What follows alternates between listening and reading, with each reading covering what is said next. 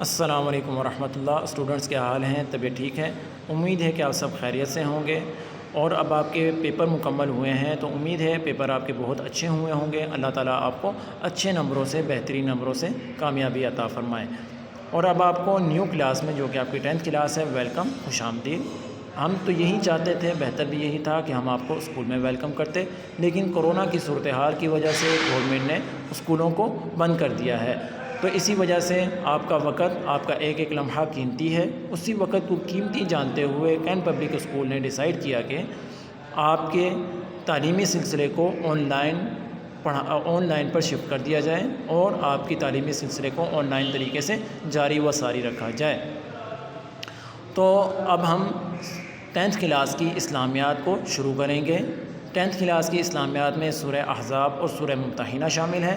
سب سے پہلے ہم سورہ احزاب پڑھنا شروع کریں گے۔ سورہ احزاب کو شروع کرنے سے پہلے چند چیزیں پہلے آپ نوٹ کر لیں۔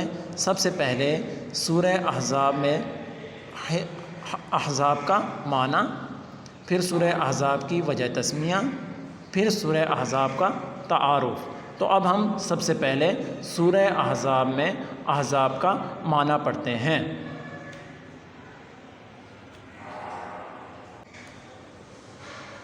احزاب کا معنی ہوتا ہے، احزاب جمع ہے حزب کی، تو احزاب کا معنی ہوگا گروہ۔ حزب کا معنی ہوتا ہے گروہ، احزاب جمع ہے تو اس کا مطلب ہوگا مختلف گروہ، یعنی بہت زیادہ گروہ۔ اب اس سورت کا نام سورہ احزاب رکھنے کی وجہ، یعنی سورہ احزاب کی وجہ تسمیہ۔ احزاب کا معنی جب آپ نے پڑھا مختلف گروہ، تو آپ کو معلوم ہے کہ غزوہ احد کے موقع پر مکہ سے بہت سارے کفار جمع ہو کر، مختلف قبائل جمع ہو کر مدینہ منورہ پر حملہ آور ہوئے تھے، تو اسی لیے اس واقعے کو سورہ احزاب میں تفصیل کے ساتھ بیان کیا گیا ہے، تو اسی لیے اس سورت کا نام سورہ احزاب رکھ دیا گیا۔ یہ تھی سورہ احزاب کی وجہ تسمیہ۔ اب ہم پڑھتے ہیں سورہ احزاب کا تعارف۔ تو تعارف میں 4 چیزیں ہیں، مطلب سورہ احزاب میں 4 واقعات کی طرف اشارہ کیا گیا ہے، 4 واقعات کو بیان کیا گیا ہے۔ سب سے پہلے جو واقعہ پیش آیا وہ غزوہ احزاب یعنی غزوہ خندق کا واقعہ تھا۔ یہ سن 5 ہجری میں پیش آیا۔ سن 5 ہجری میں یہ واقعہ پیش آیا۔ واقعہ کیسے تھا؟ مختصراً یہ کہ مکہ سے بہت سارے قبیلے جمع ہوئے اور انہوں نے مسلمانوں پر، یعنی مدینہ منورہ پر حملے کا ارادہ کیا۔ تو آپ صلی اللہ علیہ وسلم نے حضرت سلمان فارسی رضی اللہ تعالیٰ عنہ کے مشورے پر مدینہ کے دفاع کے لیے مدینہ منورہ کے آس پاس ایک طرف خندق کھدوا دی، تو اسی لیے اس کا نام غزوہ خندق اور غزوہ احزاب رکھا گیا۔ یہ تھا پہلا واقعہ جو اس صورت میں بیان کیا جائے گا۔ دوسرا واقعہ وہ ہے بنو قریظہ کا واقعہ، یعنی بنی قریظہ جو کہ یہودیوں کا ایک قبیلہ تھا، مدینہ منورہ میں آباد تھا۔ انہوں نے مسلمانوں کے ساتھ معاہدہ ہو گیا تھا، آپ صلی اللہ علیہ وسلم کے ساتھ امن معاہدہ ہوا تھا کہ وہ مسلمانوں کے ساتھ مل کر مدینہ کا دفاع کریں گے، اگر کوئی لشکر آتا ہے تو اس کی معاونت یا مدد نہ کی جائے گی۔ تو جب غزوہ خندق کا واقعہ پیش آیا، یعنی مکہ کے لوگوں نے مدینہ منورہ کا محاصرہ کیا، تو بنی قریظہ نے اس معاہدے کو توڑتے ہوئے مکہ کے کفار کے ساتھ مل کر مسلمانوں کے پیٹھ میں چھرا گھونپنا شروع کر دیا۔ تو جب مسلمان خندق سے فارغ ہوئے تو اللہ تعالیٰ کے حکم سے مسلمانوں نے بنو قریظہ پر حملہ کیا۔ تو اس واقعے کو بھی یہاں پر تفصیل کے ساتھ بیان کیا گیا ہے۔ تیسرا واقعہ وہ منہ بولے بیٹے کے احکامات کو بیان کرنا ہے۔ وہ کیا تھا کہ جاہلانہ رسومات میں سے ایک رسم یہ چلتی ہوئی آ رہی تھی کہ منہ بولا بیٹا حقیقی بیٹے کی مانند ہوا کرتا تھا، یعنی انہیں وراثت میں بھی جیسے حقیقی بیٹے کو حصہ ملتا ہے، اسی طرح منہ بولے بیٹے کو بھی حقیقی بیٹے کی طرح وراثت میں حصہ دیا جاتا تھا۔ تو اس صورت میں اس کی بھی نفی کی گئی، اس کو بھی منع کیا گیا۔ چوتھا واقعہ جو بیان کیا گیا ہے اس کے اندر وہ ہے ازواج مطہرات کا اپنے خرچے کے بڑھانے کا مطالبہ، جو کہ انہوں نے آپ صلی اللہ علیہ وسلم سے کیا تھا۔ تو چونکہ ازواج مطہرات آپ صلی اللہ علیہ وسلم کی تھیں، تو آپ صلی اللہ علیہ وسلم کو یہ بات ناپسند معلوم ہوئی، تو اللہ تعالیٰ کو بھی یہ بات ناپسند معلوم ہوئی، تو اللہ تعالیٰ نے حکم دیا کہ آپ صلی اللہ علیہ وسلم ازواج مطہرات سے کہیے کہ اگر وہ اس دنیا میں رہنے کو، اس دنیا کی آسائش کو پسند کرتی ہیں تو پھر وہ آپ صلی اللہ علیہ وسلم سے بہترین طریقے سے جدا ہو جائیں، لیکن اگر وہ یعنی ازواج مطہرات آخرت کی زندگی کو، جنت کی زندگی کو، جنت کی آسائشوں کو چاہتی ہیں تو پھر وہ آپ صلی اللہ علیہ وسلم کو اختیار کر لیں۔ تو یہ 4 واقعات پیش آئے تھے۔ اچھا، اب ہم پڑھتے ہیں سورہ احزاب۔ سورہ احزاب کی آج ہم 4 آیات کا ترجمہ کریں گے۔ ترجمہ یاد کرنا بہت مشکل کام نہیں ہے، انتہائی آسان ہے کہ اگر آپ ایک ایک آیات کا ترجمہ رٹا لگاتے ہیں تو پھر یہ مشکل ہے۔ آپ نے آیات کا ترجمہ رٹا نہیں لگانا، بلکہ آیات میں مشکل الفاظ کی معنی کو ایک کاپی میں لکھ لینا ہے، پھر وہ یاد کرنے کے بعد لفظی ترجمہ جب آپ کو یاد ہو جائے گا تو باب محاورہ ترجمہ کرنا یا یاد کرنا بہت آسان ہو جائے گا۔ تو اب آپ نے سورہ احزاب کے ترجمے کو، ان آیات کے ترجمے کو اسی طرح یاد کرنا ہے۔ چلے ہم شروع کرتے ہیں۔ بسم اللہ الرحمن الرحیم۔ یا ایھا النبی اتق اللہ ولا تطع الکافرین والمنافقین ان اللہ کان علیما حکیما۔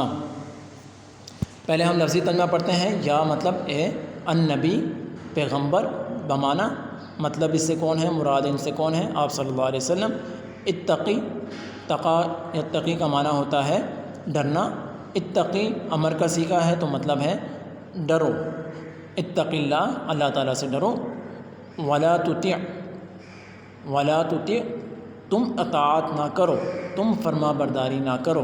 تطیع کا معنی ہوتا ہے فرما برداری کرنا، اطاعت کرنا۔ لا تطیع کا معنی ہوگا تم فرما برداری نہ کرو، کہا نہ مانو، بات نہ مانو۔ الکافرین کافروں کا، والمنافقین اور منافقوں کا۔ یا ایھا النبی اتق اللہ ولا تطع الکافرین والمنافقین، اے نبی صلی اللہ علیہ وسلم آپ ڈریے اللہ تعالیٰ سے اور اطاعت نہ کیجیے کافروں کی اور منافقوں کی۔ ان اللہ کان علیما حکیما، ان اللہ بے شک اللہ تعالیٰ کانا ہے، علیماً جاننے والا، حکیماً حکمت والے۔ یہ 2 اللہ تعالیٰ کے صفاتی نام کو ذکر کیا گیا۔ ان اللہ کان علیما حکیما، بے شک اللہ تعالیٰ جاننے والے اور حکمت والے ہیں۔ اس آیات میں اللہ تعالیٰ کو حکم دیا گیا کہ آپ اللہ تعالیٰ سے ڈرتے رہیے اور کافروں اور منافقین کی باتوں پر عمل نہ کریں، بلکہ اللہ تعالیٰ سے ہی ڈرتے رہیں۔ اگلی آیات ہے واتبع ما یوحی الیک من ربک ان اللہ کان بما تعملون خبیرا۔ واتبع کا معنی ہوتا ہے اور آپ اتباع کیجئے، امر کا صیغہ ہے اتبع، مطلب آپ صلی اللہ علیہ وسلم اتباع کیجئے، آپ صلی اللہ علیہ وسلم اتباع کریں۔ کس چیز کی؟ ما یوحی، جو کچھ وحی کی گئی ہے، یعنی قرآن مجید، الیکا آپ کی طرف، من ربک آپ کے رب کی طرف سے، اور واتبع ما یوحی الیک من ربک، اور آپ اطاعت کیجئے اور آپ اتباع کیجئے اس چیز کی جو وحی کی گئی ہے، مطلب قرآن مجید کی، الیکا آپ کی طرف، من ربک آپ کے رب کی طرف سے۔ ان اللہ کان بما تعملون خبیرا، ان اللہ بے شک اللہ تعالیٰ کانا ہے، بما تعملون جو کچھ تم عمل کرتے ہو، جو کچھ تم کام کرتے ہو، خبیرہ باخبر۔ اور اس آیات میں بھی پچھلی آیات کی طرح حکم دیا گیا ہے کہ جو کافرین آپ کے ساتھ، منافقین آپ کے ساتھ آ کر باتیں کرتے ہیں ان کی اتباع نہ کریں، بلکہ جو کچھ اللہ تعالیٰ کی طرف سے وحی کی جاتی ہے آپ صرف اسی کی اتباع کریں۔ آگے بیان ہوا وتوکل علی اللہ وکفی باللہ وکیلا۔ توکل کا معنی ہوتا ہے توکل کرنا، بھروسہ کرنا، جیسا کہ اردو زبان میں بھی اسے کہا جاتا ہے توکل کرو، مطلب اللہ تعالیٰ پر بھروسہ کرنا۔ وتوکل علی اللہ، اور آپ بھروسہ کیجئے اللہ تعالیٰ پر۔ وکفا، کفا کا معنی ہوتا ہے کافی ہونا۔ وکیلا کا مطلب کام بنانے والا، مطلب کیا ہوگا؟ وکفا باللہ وکیلا، اور اللہ تعالیٰ کافی ہیں اور کارساز ہیں، مطلب کام بنانے والے ہیں۔ یہ تینوں آیات میں ایک ہی چیز کی طرف حکم دیا گیا کہ آپ اللہ تعالیٰ کی اطاعت کیجئے، اللہ تعالیٰ کا حکم مانیے، اللہ تعالیٰ سے ہی ڈرتے رہیے اور اللہ تعالیٰ پر ہی بھروسہ کریں، اور کفار اور منافقین کی باتوں پر ہرگز عمل نہ کریں۔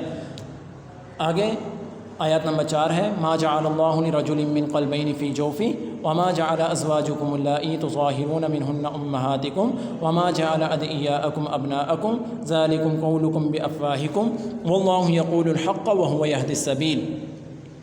ما جعل کا مطلب ہے نہیں بنایا، اللہ تعالیٰ نے لرجل کسی بھی شخص میں، من قلبین 2 دل، قلب کا مطلب ہوتا ہے 2 نقطے والے قاف کے ساتھ، قلب کا مطلب ہوتا ہے دل، قلبین تثنیہ کا صیغہ ہے، مطلب 2 دل۔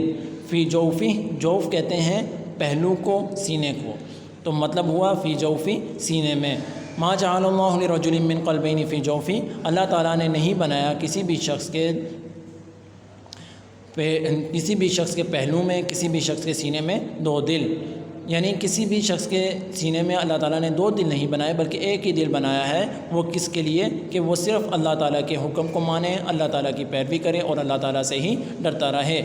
وما جعل ازواجکم اللائی تظاہرون منہن امہاتکم، وما جعل نہیں بنایا ازواجکم تمہاری بیویوں کو، اللائی کہ جنہیں تظاہرون ظہار کر بیٹھتے ہو، مطلب کہ جنہیں تم اپنی ماں کی طرح کہہ بیٹھتے ہو، منہن ان میں سے، امہاتکم تمہاری مائیں.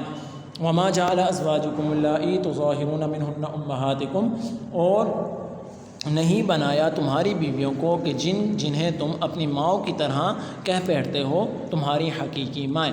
یعنی کہ جن کے ساتھ ظہار کر لیں یا اپنی ماں کی طرح اپنی بیوی کو قرار دے دیا جائے تو وہ تمہاری حقیقی مائیں نہیں بن جاتی.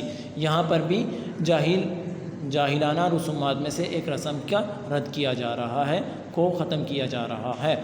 وما جعل ابناءکم وما جعل ادعیاءکم ابناءکم، وما جعل نہیں بنایا ادعیاءکم تمہارے منہ بولے بیٹوں کو، ابناءکم تمہارا حقیقی بیٹا. ادعیاءکم کا معنی ہوتا ہے منہ بولا بیٹا، لے پالک بیٹا، مطلب کہ جس بچے کو ایڈوپٹ کر کے پالا جائے اسے منہ بولا بیٹا کہا جاتا ہے. ابناءکم ابنون مطلب حقیقی بیٹا، تمہارا حقیقی بیٹا. یعنی اللہ تعالیٰ نے تمہارے منہ بولے بیٹوں کو تمہارا حقیقی بیٹا نہیں بنایا. واقعہ نمبر 3 جو کہ مختصر تعارف میں نے آپ کو بتایا تھا اس کی طرف اشارہ کیا جا رہا ہے اور منہ بولے بیٹے کے احکامات کو یہاں سے شروع کیا جا رہا ہے. ذالکم قولکم بافواہکم، ذالکم کا مطلب یہ قولکم تمہاری باتیں، بافواہکم یہ تمہاری منہ کی باتیں ہیں. ذالکم قولکم بافواہکم یہ سب تمہارے منہ کی باتیں ہیں. واللہ یقول الحق وہو یہدی السبیل، واللہ اور اللہ تعالیٰ یقول کہتا ہے، الحق سچی بات، وہو اور وہ، یہدی ہدایت دیتا ہے، السبیل سیدھے راستے کی طرف. واللہ یقول الحق اور اللہ تعالیٰ سچی بات کہتے ہیں، وہو یہدی السبیل اور وہی سیدھے راستے کی طرف ہدایت دیتے ہیں. یعنی یہ جو 3 باتیں بیان کی گئیں یہ تینوں باتیں تمہاری منہ کی باتیں ہیں، ان میں کوئی سچائی نہیں ہے. سچی بات وہی ہے جو کہ اللہ تعالیٰ نے ارشاد فرما دی اور وہی سیدھا راستہ ہے، اسی راستے پر چل کر تم کامیاب ہو سکتے ہو. آج ہم نے پڑھا احزاب کا معنی، سورہ احزاب کی وجہ تسمیہ، سورہ احزاب کا مختصر تعارف اور 4 آیات کا ترجمہ. اب آپ نے انہیں کاپی پر لکھ لینا ہے مختصر طور پر اور انہیں یاد بھی کر لینا ہے اچھے طریقے کے ساتھ. آیات کا ترجمہ یاد کرنا انتہائی آسان ہے کہ مشکل الفاظ کے معنی کو آپ کاپی پر لکھ لیں، انہیں یاد کر لیں. جب لفظی ترجمہ یاد ہو جائے تو بامحاورہ ترجمہ کرنا آسان ہو جاتا ہے. تو اب آپ اسے یاد کر لیں اچھے طریقے سے. السلام علیکم ورحمۃ اللہ.